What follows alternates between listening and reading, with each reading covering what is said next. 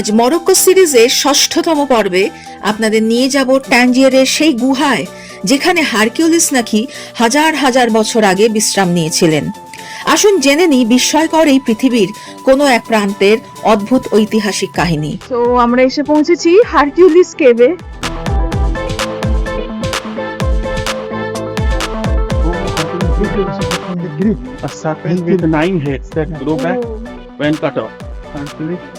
গুহাতে প্রবেশ পথের শুরুতেই আমরা শুনলাম এক কিংবদন্তি কাহিনী, লার্নিয়ান হাইড্রা। লার্নিয়ান হাইড্রা ছিল ৯টি মাথাওয়ালা এক দানব সাপ। একটা মাথা কাটলে জন্ম নিত আরো দুটো, আর যার বিষ ছিল এতটাই ভয়ানক যে দেবতারাও কেঁপে উঠত। এই দানবকে পরাজিত করা ছিল অসম্ভব, যতক্ষণ না সামনে এসে দাঁড়ালেন এক অর্ধ দেবতা, আর সেই অর্ধ দেবতার নামই হলো হারকিউলিস।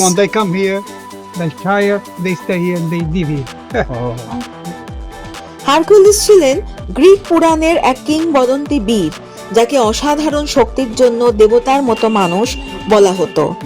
গ্রিক দেবতা জিউসের পুত্র ছিলেন তিনি। তার জীবনের সবচেয়ে বিখ্যাত ঘটনা হলো 12টি অসম্ভব কাজ, 12 লেবার্স, যেগুলো তিনি একাই সম্পন্ন করেছিলেন।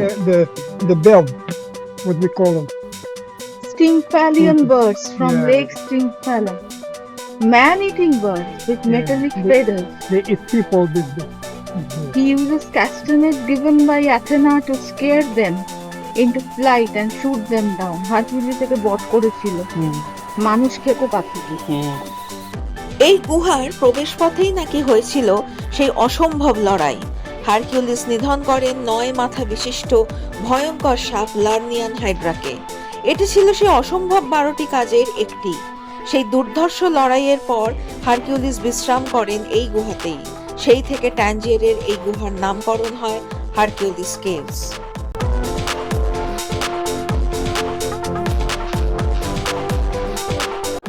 ভৌগোলিক অবস্থানের দিক থেকে হারকিউলিস কেভস খুবই গুরুত্বপূর্ণ।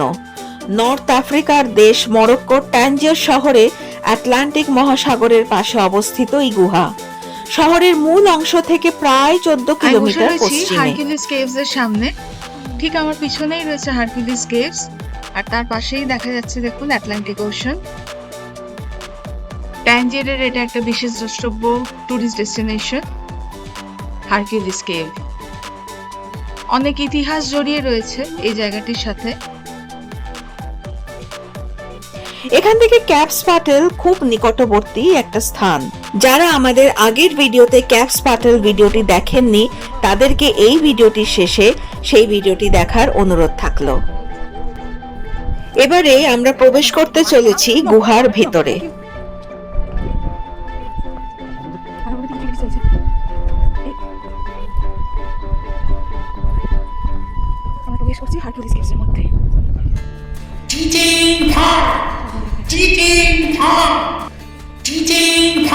আহা, এখানে ওসব চিচিং ফাঁকটাক বললে ঢুকতে দেবে না।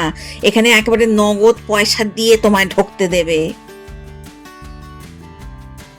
হারকিউলিস কেভস এর আশেপাশের এই চুনা পাথর শুধু গুহার অংশই নয়, একসময় এই পাথর দিয়ে তৈরি হতো গ্রাইন্ডিং স্টোন আর রুটির চুলা।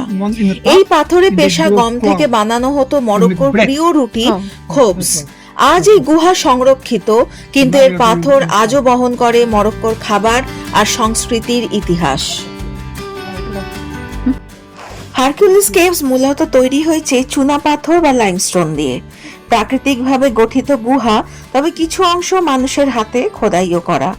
সমুদ্রের ঢেউ, হাওয়া, প্রবাহ সব মিলিয়ে এই গুহাকে আজকের আকার দিয়েছে।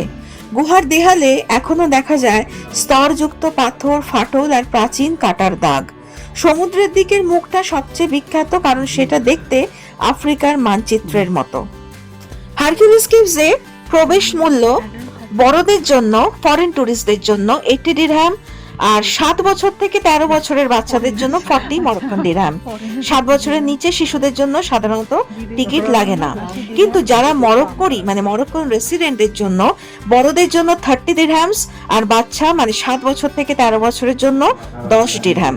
প্রবেশদ্বারে সমুদ্রের দিকের অংশে ভেজা পাথর থাকে। নন স্লিপ জুতোই পরা সব থেকে বেস্ট।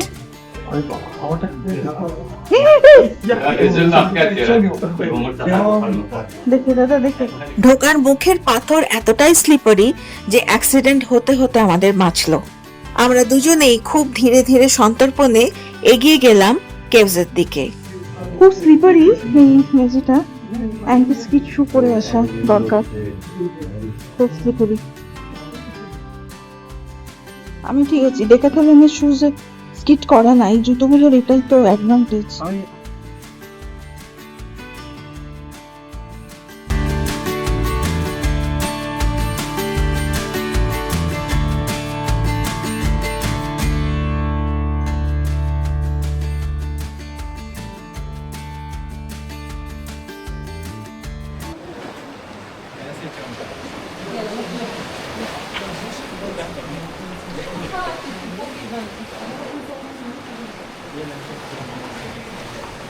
হারকিউলিস কেভসের ভিতরে ঢুকে একটা জায়গায় গিয়ে আমরা স্তম্ভিত হয়ে কিছুক্ষণ দাঁড়িয়ে থাকলাম।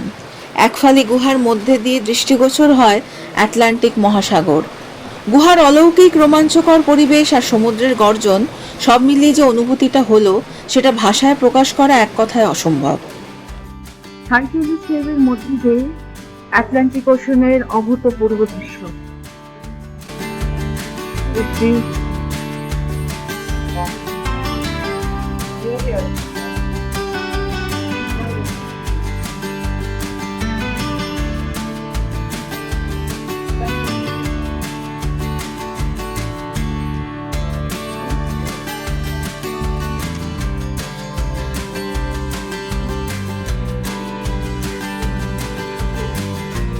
পাথর কেটে তৈরি এই গুহা,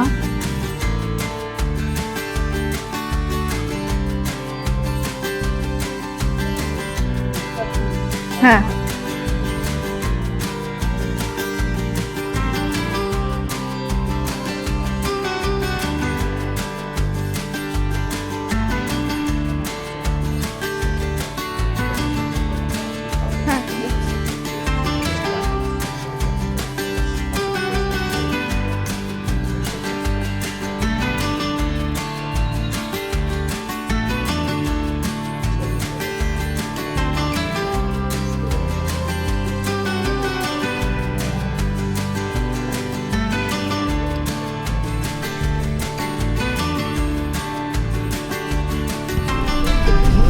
আজ এখানেই শেষ করছি ট্যাঞ্জিয়ার মরক্কো হারকিউলিস কেভস।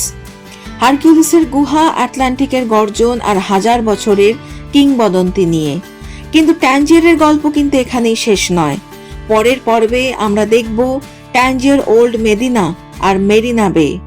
এই যাত্রা মিস করতে না চাইলে লাইক করুন, শেয়ার করুন আর অ্যারাউন্ড দ্য ওয়ার্ল্ড ব্রোসিসকে সাবস্ক্রাইব করতে ভুলবেন না।